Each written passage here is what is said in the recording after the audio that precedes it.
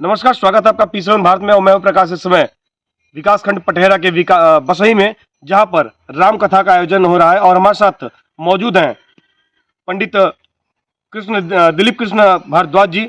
हम इनसे जानेंगे कि राम कथा का आयोजन जो आम जनमानस द्वारा कराया जाता है, उसकी क्या महत्ता है और लोगों को क्यों कराना चाहिए। तो हम सबसे पहले स्वागत करते हैं सर अपने चैनल में आपका। बहुत बहुत सादर प्रणाम आपको। हम चाहेंगे आप सर अपना परिचय बताएं।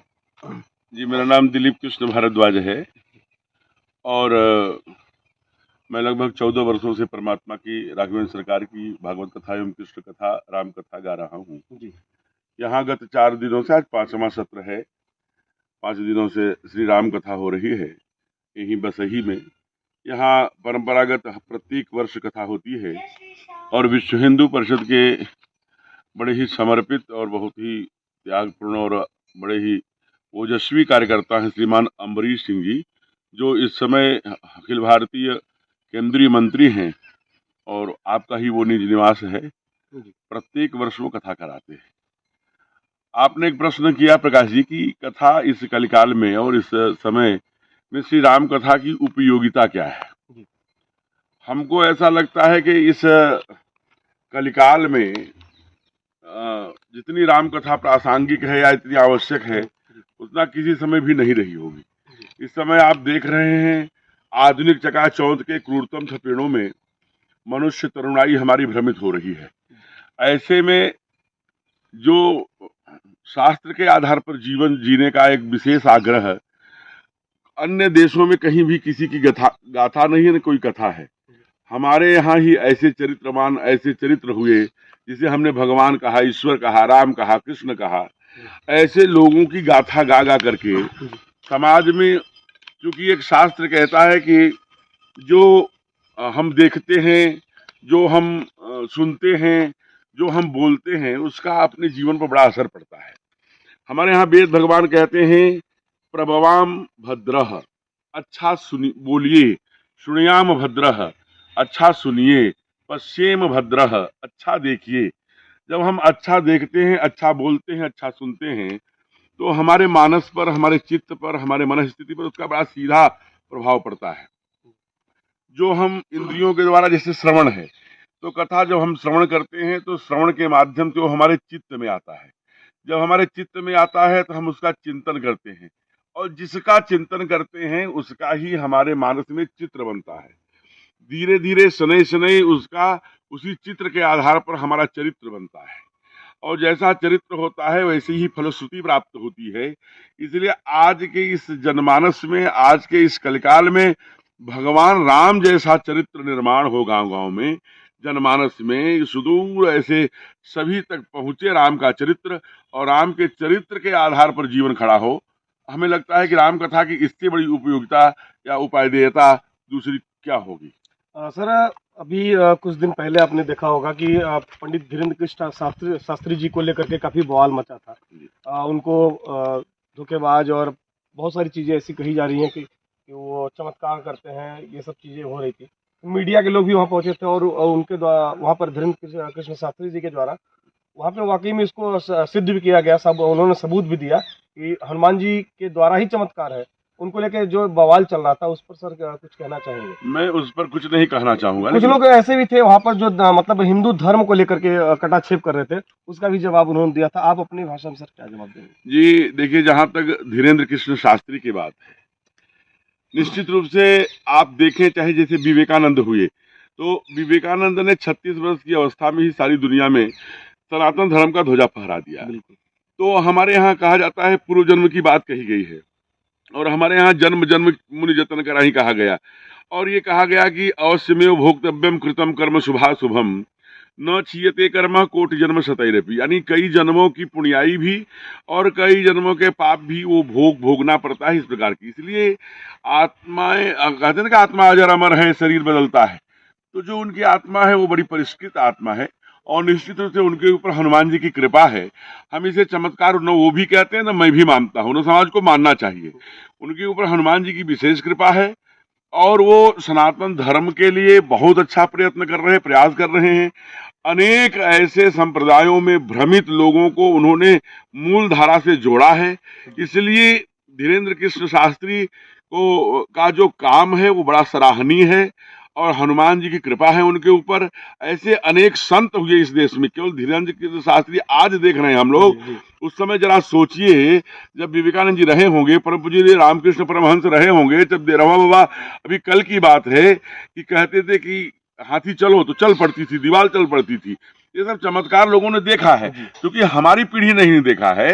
तो उस चमत्कार को और उस आध्यात्मिक स्वरूप को सनातन के रूप में उनका संवर्धन और सनातन की जो वैज्ञानिकता है, जो उसका प्रभाव है और जो उसकी का महत्व है, वो अपने हनुमान जी महाराज की कृपा से वो समाज में स्थापित कर रहे हैं। ये बड़ी प्रसन्नता की बात है। हम उनकी भूर भूर प्रशंसा करते हैं, उनको प्रणाम सर, इस करते हैं। समय गांव में हम लोग देख रहे हैं कि ईसाई समुदाय के लोग बहुत तेजी से कन्वर्जन करा रहे हैं, खास तौर से गरीबों को जो शोषित वंचित हैं, उनको प्रलोभन दे रहे हैं, उनके घर पे आटा चावल पहुंचा रहे हैं और उनको ईसाई धर्म से जोड़ रहे हैं। इसको सर कैसे रोका जाए? देखिए, इसे रोकने का यही है कि जैसे जो ऐसे बहुत क्षेत्र हैं जहाँ जो लोग हनुमान जी को मानने वाले लोग हैं, राम जी को मानने वाले लोग हैं, कृष्ण जी को मानने वाले लोग हैं, लेकिन कृष्ण जी के बारे में बताने वाले लोग नहीं पहुंच पा रहे हैं, हनुमान जी के बारे में बताने वाले लोग नहीं पहुंच पा रहे हैं, राम जी के बारे में बताने वाले लोग नहीं पहुंच पा रहे हैं। तो उनके मध्य हमें जाना होगा, क्योंकि ये जैसे एक सफेद बकुला होता है ना, देखने में बड़ा भगत लगता है, लेकिन अवसर आते ही मछली को कैसे पकड़ता है, मछली ही खाता है।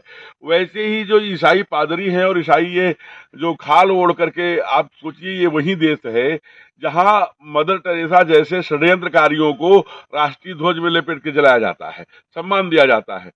तो यहाँ तुष्टीकरण का की नीति तो है ही, लेकिन उसको कोसने से अच्छा है कि हमारा समाज कैसे उनके बीच में जा करके उनके भगवान के बारे में, हमारे अपने भगवान के बारे में, हमारे अपने पूर्वजों के और हमारे महापुरुषों के बारे में उनके बीच में जाकर बताएं, उनको गले से लगाएं, उनके बीच में जाएं और उनको अवसर आते ही मछली को कैसे पकड़ता है, मछली ही खाता है। वैसे ही जो ईसाई पादरी हैं और ईसाई ये जो खाल ओढ़ करके, आप सोचिए ये वही देश है जहां मदर टेरेसा जैसे षड्यंत्रकारियों को राष्ट्रीय ध्वज में लपेट के जलाया जाता है, सम्मान दिया जाता है। तो यहाँ तुष्टीकरण का की नीति तो है ही, लेकिन उसको कोसने से अच्छा है कि हमारा समाज कैसे उनके बीच में जा करके उनके भगवान के बारे में, हमारे अपने भगवान के बारे में, हमारे अपने पूर्वजों के और हमारे महापुरुषों के बारे में उनके बीच में जाकर बताएं, उनको गले से लगाएं, उनके बीच में जाएं और उनको अपने उनके भगवान के बारे में बताएं और उनके भगवान की, यही काम तो धीरेन्द्र शास्त्री कर रहे हैं। अपने भगवान के जो चमत्कार है, जो अपने ईश्वरीय सत्ता है, उसका सीधे प्रभाव क्या है, इसका एकदम से प्रायोगिक और प्रैक्टिकल कर रहे हैं। लोगों को आश्चर्य लग रहा है। तो कुल मिलाकर के उन वनवासी, गिरिवासी, ऐसे क्षेत्रों में रहने वाले जो हमारे अति निर्धन कह लीजिए, गरीब कह लीजिए, अभावग्रस्त कह लीजिए, ऐसे समाज में हमको जाना पड़ेगा।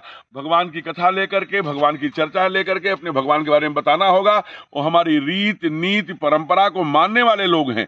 आज उनके यहाँ कोई भी घटना, हमारा उनका विवाह, उनका जन्म, उनका मरण, उनकी चिता में जलाना, ये सब सारे भगवान को मानने की ही तो बात है। केवल उनको और थोड़ा सा जा करके सब समाज को साथ में ले करके आगे बढ़ना पड़ेगा और अपने भगवान, अपने सनातन के बारे में उनको बताना पड़ेगा।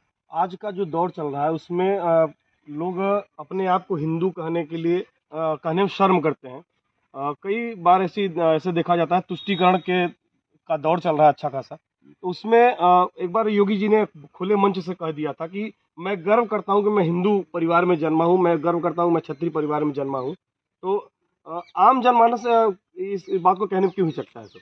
देखिए, जनमानस को ये पता नहीं है कि हम हिंदू होने का गर्व, जैसे आप देखिए कोई ऐसी धरती नहीं है जहाँ परमात्मा मनुष्य रूप में आता है। केवल हिंदुओं में ही, हिंदू संस्कार में ही, हिंदू के सनातन धर्म में ही, हिंदू परंपराओं में ही परमात्मा मनुष्य रूप में ईश्वर ही मनुष्य रूप धारण करके आता है। और जैसे ठाकुर ही हमारे आए, हमारे राघव ही आए, तो उन्होंने केवल रावण को मारने नहीं आना था। अगर रावण को मारना होता तो उसी काल में बाली नाम का एक ऐसा वीर था, योद्धा था, जो 6-6 महीने रावण को अपने काख में दबा के रखा था। और रावण की डिमांड भी थी कि हम काहू के मरई न मारे, बानर मनुज जात दुई बारे। तो बाली भी बानर था, मार सकता था, लेकिन परमात्मा आए, कहा क्यों आए हो? कहा बीप प्रधेन सुर संत हित लिन्ह मनुज अवतार। यानी परमात्मा धरती पर केवल तीन काम करने आता है, पूरे दुनिया से दुष्टों का नाश, और पूरे दुनिया में सज्जनों की रक्षा, और पूरे दुनिया में धर्म की स्थापना।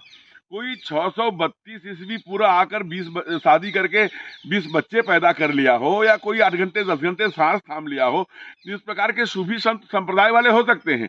लेकिन कोई जो धर्म है, जैसे वृक्ष के साथ छाया, पानी के साथ शीतलता, अग्नि के साथ ज्वलनशीलता, ये प्रकृति है। और हमारा धर्म प्रकृति पर आधारित है, ये पंचमहाभूत पर, और इनका पोषण करता है। सनातन इसी पंचमहाभूत का पोषण ही करता है। उसके लिए यज्ञ, पूजा और तमाम अनुष्ठान, हमारी संस्कृति, ये सब कुछ है। तो इसलिए हिंदू की जो हमारी विशेषता है, और हमें हिंदू होने का गर्व है, ये कहा जाए तो अतिशयोक्ति नहीं होगी। एक संगठन है राष्ट्रीय स्वयंसेवक संघ, जब उसकी स्थापना आज के 90-92 वर्ष पूर्व, अभी 100 वर्ष पूरे होने जा रहे हैं, अभी 99 वर्ष हो गए। तो आप सोचिए 1925 में, 1924 में, हम लोग 23 में आज खड़े हैं। 1925 में स्थापना हुई, और उन्होंने ये बात सबसे पहले कहा कि हिंदू होने का मुझे गर्व है, डॉक्टर केशवराव बलिराम हेडगेवार ने।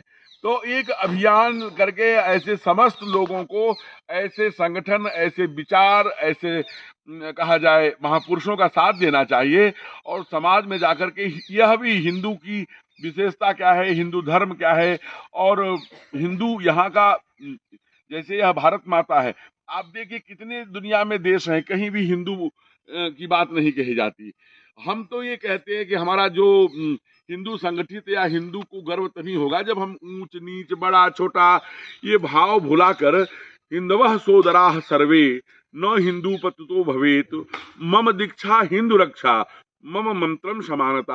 हम उनके साथ समानता का व्यवहार करेंगे, उनके साथ ऊंच नीच का भेदभाव मिटाने की बात करेंगे, उनके साथ बैठेंगे, उनके साथ मिलजुल करके खाएंगे, उनके साथ मिलजुल करके नाचेंगे, गाएंगे, पूजा करेंगे, विवाह उत्सव मनाएंगे।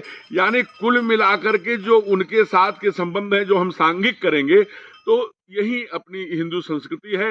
हम सब समाज, ठीक है जाति का हमारे यहाँ होगा, लेकिन एक अवसर पर, शादी है, विवाह है, अन्य अन्य कारण है, उसमें हम जाति विषय है।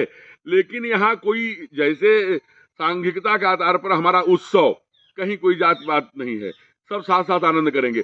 आप यहाँ देखिए, यहाँ कथा में ही आप देख लीजिए, जो बसई में कथा हो रही है, वहाँ कोल, भील, केवट, मौर्य, पटेल, अन्य अन्य जो जातियां हैं, सब यहाँ सब आकर के, और वो राज परिवार एक तरह से माने क्षत्रिय परिवार है, और बड़े वहाँ पर मर्यादा रहती है। लेकिन मैंने देखा कि कहीं वहाँ भेदभाव नहीं, कोई ऊंचा नीचा नहीं, सब कोल भील साथ में, और वो बाबू साहब लोग, सब लोग साथ में ही नृत्य कर रहे थे, साथ ही उत्सव मना रहे थे। जिस समय समाज भेदभाव मिटा करके सांघिक उत्सव करेगा, सांघिक व्यवहार करेगा, समानता का अधिकार देगा, अपने हिंदू को जाति पाति के आधार पर दूर नहीं करेगा, हृदय से लगा के रखेगा, तो निश्चित रूप से हिंदू समाज सशक्त और गौरवशाली, और गौरव भी करेगा, खड़ा हो सकेगा। बहुत बहुत धन्यवाद सर। बहुत ही अच्छा संदेश आपने दिया कि हमें सभी जो हिंदू हैं, हिंदू बन के ही रहें, न कि वो जातियों में बैठे। जैसे कि आज के डेट में हम आपको बता दें, तमाम तरीके की जातियां बन गई हैं, लोगों ने अपन जातिवाद करना शुरू कर दिया है। कुछ लोग बौद्ध बनते जा रहे हैं, कुछ लोग ईसाई बनते जा रहे हैं, कुछ लोग बिंद बनते जा रहे हैं, तो कुछ मतलब अनेक जातियों में बढ़ते चले आ रहे हैं। लेकिन हमें संगठित होना होगा, और सिर्फ हिंदू बनना होगा, तभी जाके हम अपने देश को, अपने धर्म को, अपने राष्ट्र को बचा पाएंगे। बहुत बहुत धन्यवाद। नमस्कार, जय हिंद।